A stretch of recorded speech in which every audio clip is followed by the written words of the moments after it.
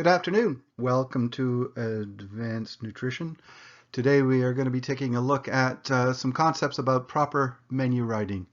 For those of you still working on your projects, and I hope that's everybody, some of this information will be very useful for you when you are writing your basic menus. I think also some of these ideas will really help you when you're out in industry and restaurants open again, and we'll be able to apply some of this knowledge to write excellent menus that are going to make you rich and maybe famous. Anyway, let's go with some concepts about proper menu writing. The menu is a very useful tool. It's a sales tool. We use it to let the customers know what's available for sale, but also we use it as a way to guide our customers to buy the things that we want them to buy in the proportion that we want them to be bought. This, as we saw in our kitchen management course, when it came to menu engineering, the proportion of items that are sold is very important to managing your food cost percentage, and your gross profit, your contribution margins. So we really would like to provide a lot of variety for our customers so that they can make selections based on their tastes. But we also want to use some techniques, some strategies, etc., in order to try and guide them towards purchasing the things that we want them to buy. Yeah, let's take, for example, we have on our menu, we have a foie gras hors d'oeuvre on our menu. And the way that this might be described on our menu could be this: decadent, delectable fresh foie gras, piped to perfection into handcrafted, crispy cups of goodness, topped with refreshing homemade Cumberland jelly. And you see this type of language on many menus these days. And I think I've discussed it a little bit in class, but I do have some challenges with some of the words and the wording on this descriptor. We'll talk about my opinions momentarily, but let's just take a look at some of the words that are used in this descriptor. First of all, decadent. I can't remember if I talked to you about it, but I seem to go on a rant about this word decadent frequently in classes. I really despise this word on menus. Now, this is just my own perception, my own idea about the word decadent. But when I looked up the word decadent in the dictionary, I saw this definition. Decadent means that it's characterized by decay or decline. I get that it's about being self-indulgent and so on, but to me, it's a word, in my opinion, that's overused. And I think it's kind of lazy and sloppy. I'll be the one to decide if something is decadent or not. And frankly, I don't like to think of my food as being characterized by decay. That's just my opinion. I hope you share it. But let's take a look at some of the other words that are in here. First of all, let's take a look at, or next, I guess we'll take a look at the word delectable. I mean, that means delicious. Who is going to define whether or not this is delicious? Don't tell me it's going to be delicious. Let me taste it and tell you that it's delicious. So words like delectable, delicious, etc., I don't believe belong on a properly written menu. Fresh. Is it though? I mean, is foie gras fresh? It probably isn't. Now, if something is fresh as opposed to processed or frozen, etc., you might want to include that word as a value added, especially if there's an ingredient or a product that is typically not fresh, and you want to indicate that yours has some value added by being really fresh. But in this case, the foie gras, probably not fresh, and so this word really doesn't help in describing the foie gras. Piped to perfection. It better be. If you're going to say that something is cooked to perfection, piped to perfection, etc., I would expect perfection on the plate. And if I don't get it, I'm going to be very disappointed. And once your customer is disappointed, it becomes a real challenge to turn them around and get them to have a positive opinion of the food. We looked a couple of weeks ago at presentations, and we saw some presentations that were not very appealing. We had no idea what the food tasted like. The food could have been excellent, could have been fantastic, perfectly cooked, perfectly seasoned. But our first perception of the dish was that it was substandard. Once the guest has a perception of this substandardness or this, I guess, sense of disappointment in the dish, it's going to become, it's a real challenge to get them to think otherwise about the dish. And so if you tell me that something is cooked to perfection, piped to perfection, and it's not, even if it's only slightly imperfect, I am going to be disappointed, and so are your guests. So using words like cooked to perfection, piped to perfection, unless you're absolutely 100% confident that every single time that dish is served that it is perfect by every standard, then I wouldn't use the word perfection on a menu. Handcrafted, well, if things are handcrafted, by all means indicate that. There is value added if something is house made, something is prepared in the traditional style, etc. These are all very good value added ways to describe the food. But make sure that when you say that the dish actually is handcrafted, hand prepared, made in house, etc.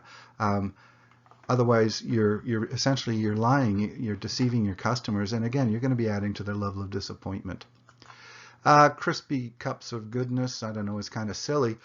Again, let the guests be the one to define how good something is. You can describe it to entice them to buy it, but don't tell them how they're going to feel about it. Let the guests tell you how they feel about it, and hopefully they're going to have a very positive feeling, a very positive attitude about the dish. Again, refreshing. Don't tell me something's going to be refreshing. Don't tell me it's going to be something, because I may have a different opinion. Just tell me what I'm going to get. Keep it really simple.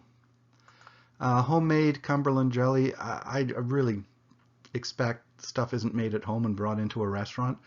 It might be made in-house, house-made. I mean, that's a value added. People like products that are made in-house. People like products that are made in the traditional manner. People like products that are made following your grandmother's recipe, etc.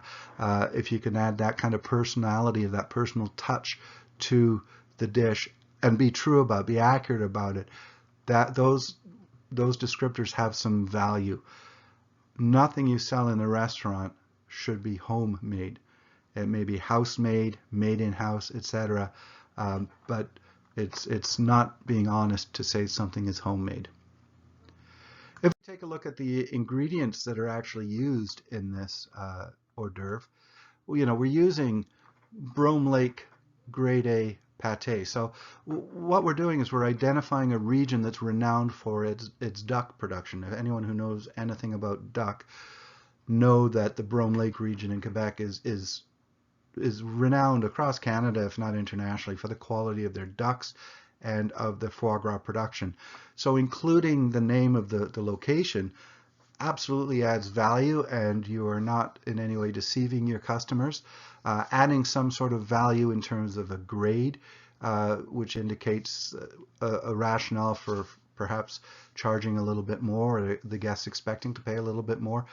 Absolutely valid and a good way to describe things. So include a geographic region, and particularly what's popular now, describe a local area. So if you're using a farm that's producing duck and producing foie gras locally, by all means use those products and identify that on the label. These all do add value, and the customer can easily justify why they may want to pay a bit more for it.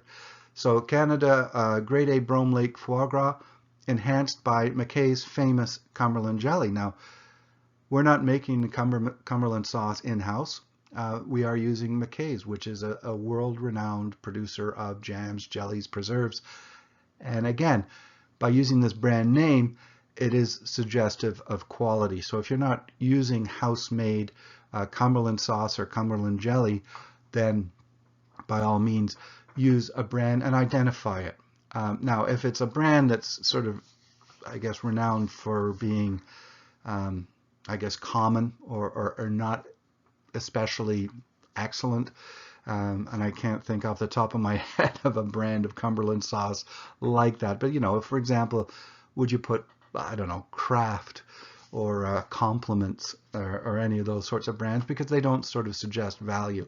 But when you put in a product like Mackay's, then that is increasing the perception of value on the dish.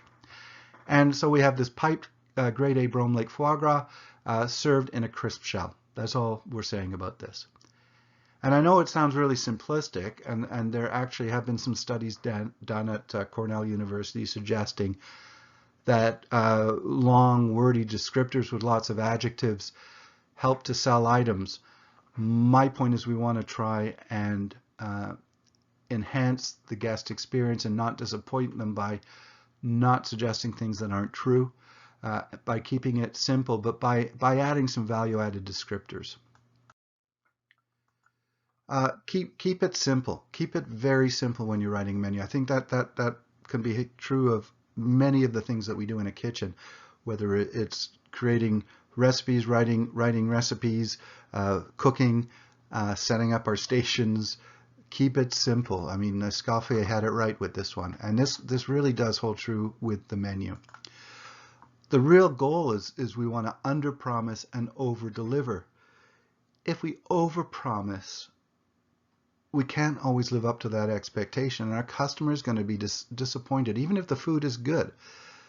Our challenge is to over-deliver so we exceed the guest's expectations, and we use that by not using a lot of language, keeping it very simple in the descriptors. You know, for example, cheeseburger. If I say I'm going to serve you a cheeseburger, and I serve you a cheeseburger, you really can't be, you know, overly disappointed by something like this. This is a cheeseburger. That's all I told you I was going to be serving you. But if I say I'm going to serve a cheeseburger and this is what I serve, then the customer, before they even take the first bite of this cheeseburger, they're going to be anticipating it. They're appreciating the value. They're saying, "Wow, this is a cheeseburger." Even though both of them are and can equally be described as cheeseburgers, imagine your experience if you ordered a cheeseburger and all it said on the menu was burger or cheeseburger, and you got the one on the right. Don't make promises you can't keep. Don't tell me something is going to be delicious. Don't tell me something is cooked to perfection. Don't tell me anything that isn't going to be able to be kept. Don't tell me something is fresh. Don't tell me I'm getting a particular grade or a particular cut or even a particular species.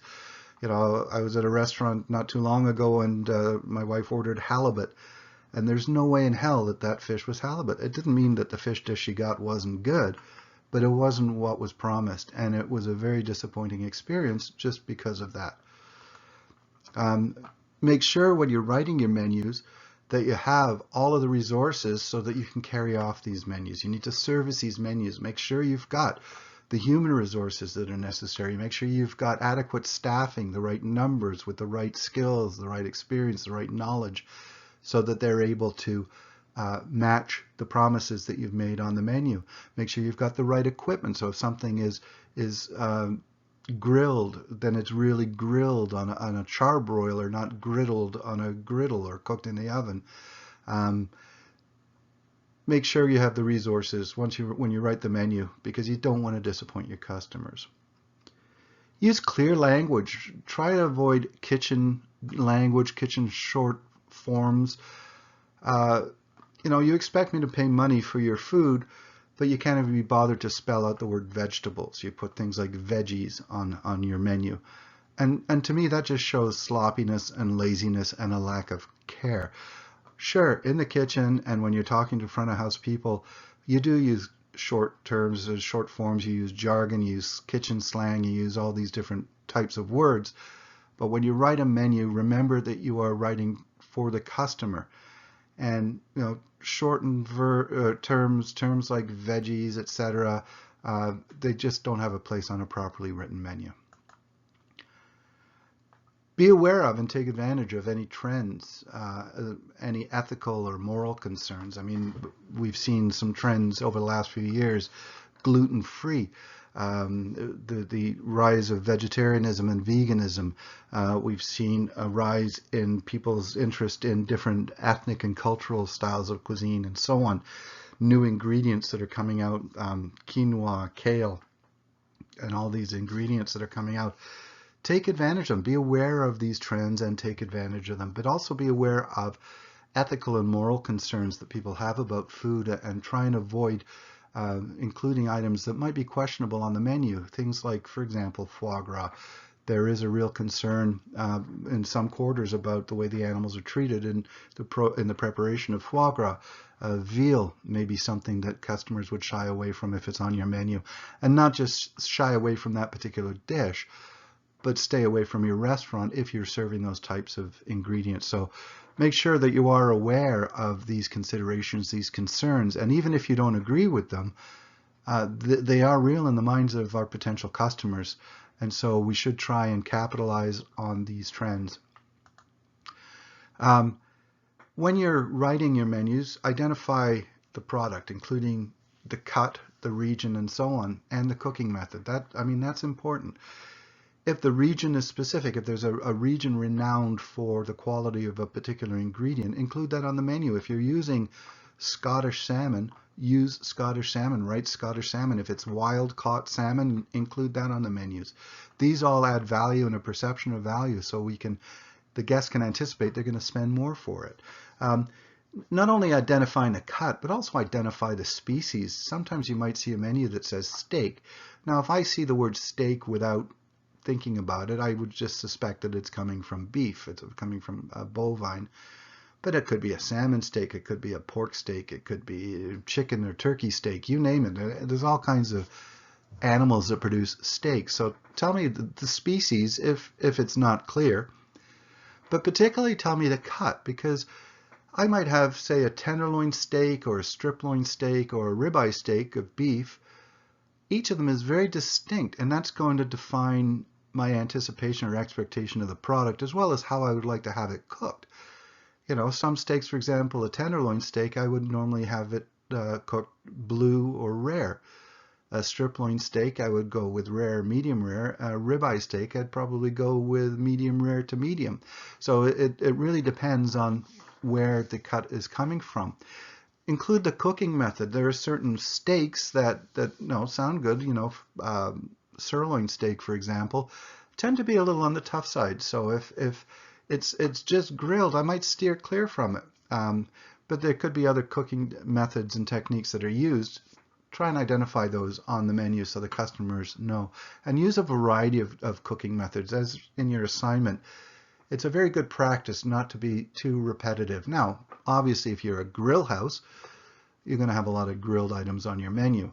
But you should have a variety of different cooking methods that are going to satisfy a variety of different tastes as well as nutritional needs. If everything is fried and deep fried and pan fried, you're going to lose some customers that are looking at low-calorie diets, for example. So include poaching, include steaming, and include some other techniques when you're writing up your menus, and define them on the menu so the customers know what to expect.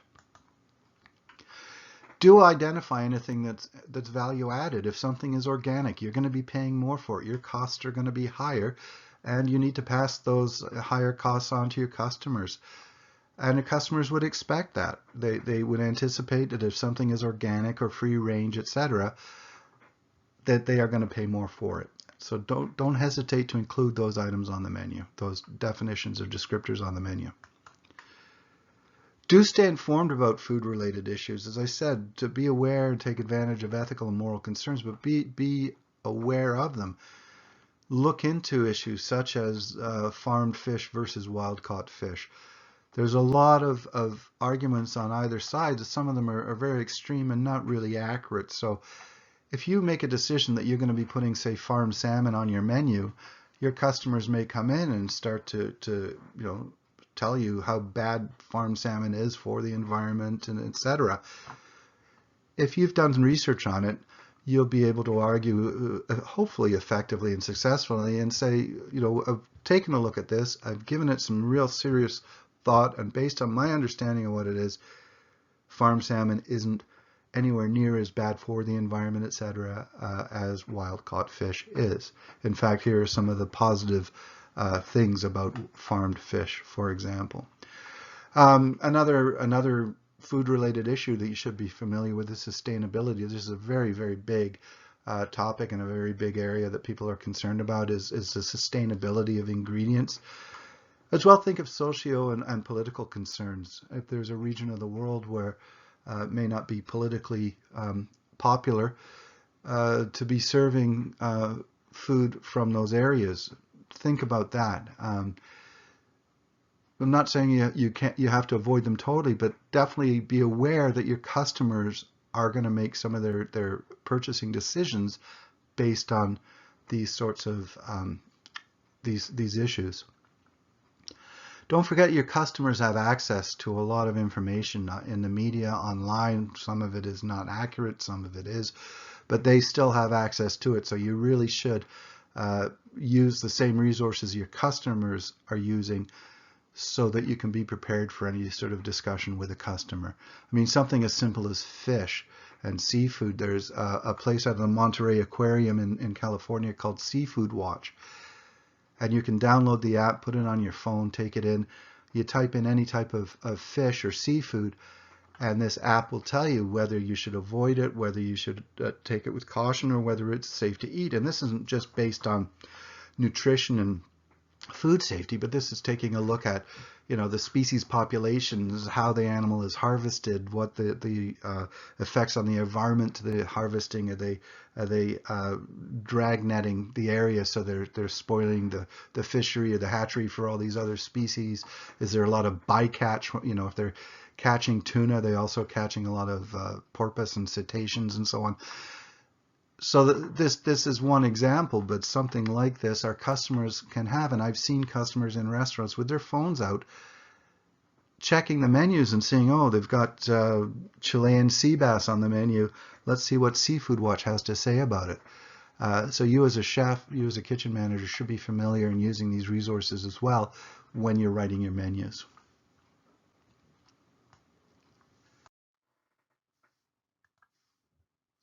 Our menu, we want to try and provide balance. We want to try and provide a variety of different foods, a variety of different cooking methods, and so on.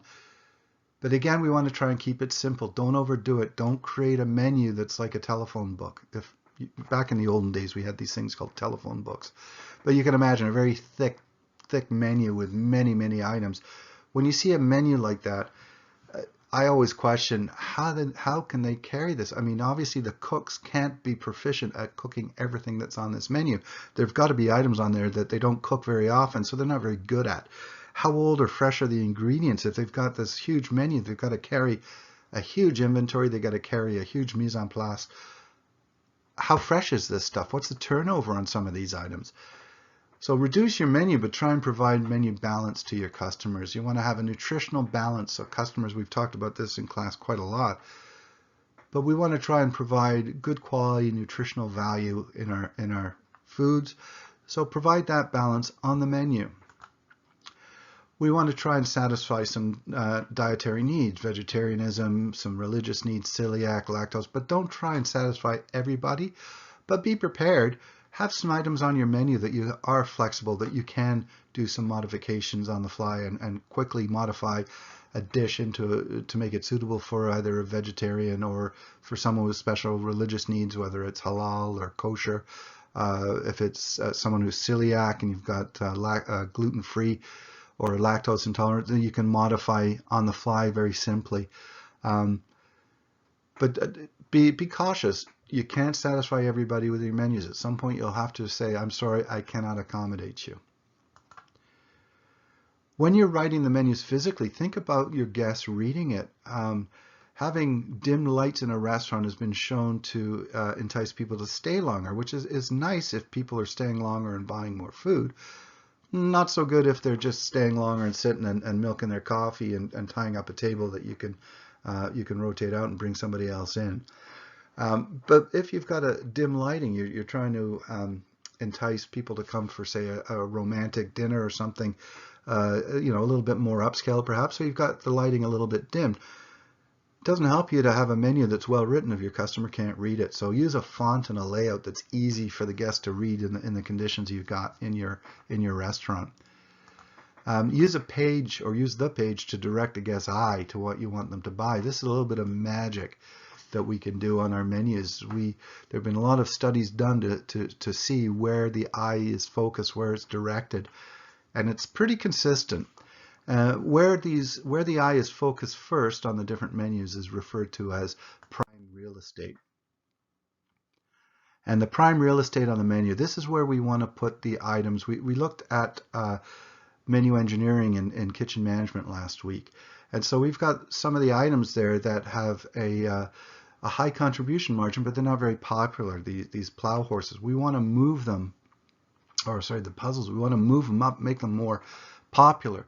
So we're going to put these into a place on the menu so we can increase the popularity and try to maintain the contribution margins. So that way we've got, win-win, we're selling.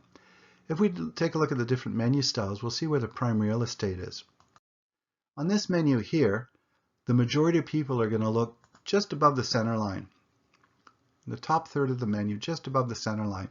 This is the prime real estate. So here's where you would be putting the items that have a good contribution margin and you want to increase their popularity. This is where you could put them. This is where your eye travels first. On a twofold menu, the eye first goes here and or here. Again, just above center, top third of the page. So this is where you can highlight the items that you really want to move. On a threefold menu, this is prime real estate right here. Some other things and considerations when you're writing a menu. Avoid lining the prices up. Keep them close to their corresponding items. If we take a look at this menu here, all the prices are lined up along the side of the menu. So what many customers will do is, instead of looking to the left and making their decision based on the menu item, they'll look at the prices on the right, and then they'll select by price. And then once they found the item that's in the price range that they're willing to spend, then they'll look over and say, okay, that's what it is, that's what I'll buy. So this really doesn't help you with your menu mix, because people are going to be making their buying decisions based on price. Rather, if we put the prices close to the corresponding items. So here we can see people are going to read the name of the item, the descriptor of the item, and then look at the price. And the decision is going to be made more frequently based on the descriptor than based on the price. Now, of course, your customers are going to be conscious of prices, but by not accentuating the price, by not accentuating the dollar value, and especially not by lining it up, we have a better opportunity to sell the stuff we want, because the customers are going to be basing their purchases on the descriptors. Try and avoid sorting by price. Don't put all the like-priced things together, or start with the lowest price to the highest price. Again, customers will start at the top of the list and work their way down until they get to their threshold and then stop looking. What we want them to do is make a decision based on the descriptor.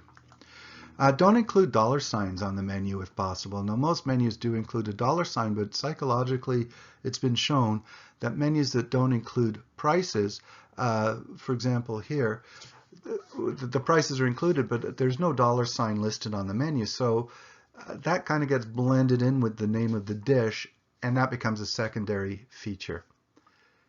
So try and avoid using dollar signs when you're writing your menus. Remember that the menu is a reflection of your establishment. So when you're designing the menu, think about the graphics you're going to use, think about the font you're going to use, think about the paper stock that you're going to use, think about the menu folders that you're going to use. If you go into an establishment with a beautifully bound, leather-bound menu on parchment style paper with a very classical font, your expectation is that you're going to be spending a little bit more money. This is a high-class joint. If you go into a place that's just a printed piece of paper with coffee stains and oil stains and thumbprints on it, I'm not suggesting the food isn't good. You go to some Greasy Spoons and their breakfast, their lunches are excellent. There's no question. But I wouldn't expect to spend a lot of money, and I wouldn't expect a level of service the same as I would with a restaurant with a very nicely bound high-end menu. So remember that your menu is a reflection of you, of your establishment, of your philosophy. So take care when you're selecting the paper stock, take care when you're selecting covers, etc. Be prepared to respond quickly to menu changes. There's nothing worse. You spend lots of money writing a menu, and Customer comes in and they get their menu, they spend time looking, making a decision on what they want, reading through all the descriptors. They go to place their order and the server tells them the item's not available. Or you've got this beautifully bound menu that looks fantastic and it's got either white out or the prices are overwritten and changed. It really does bring down that sense of occasion and sense of value.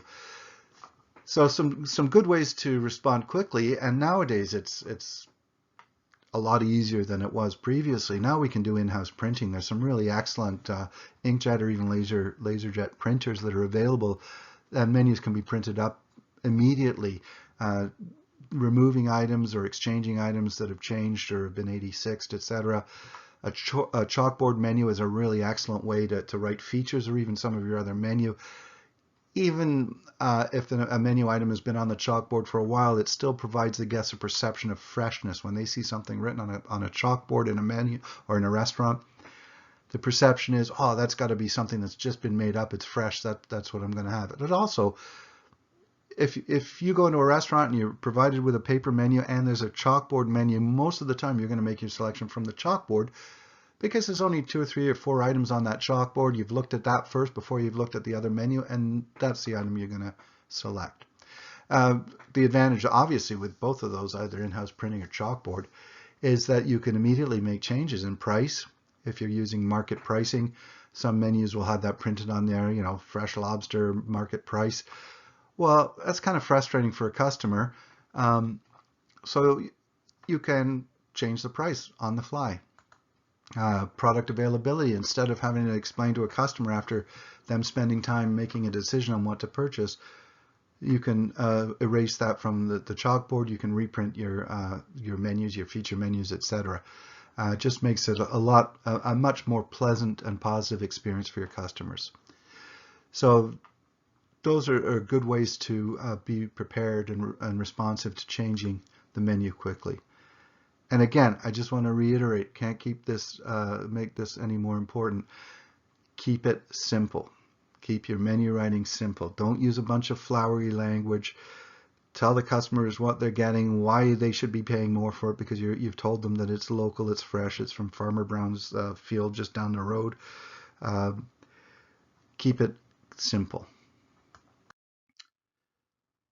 So that's it for today. It was a pretty short one. I hope you enjoyed it. I'd like to hear some feedback if you could. Tell me if you've been listening to these. Next week, we are going to be doing a review. And then the following week, we're going to be having a comprehensive test, a test that's going to cover all the material from the beginning of the semester right through to the end of the semester. Look forward to hearing from you. Everybody take care, be safe, stay distant, and wash your hands. And we'll talk to you later.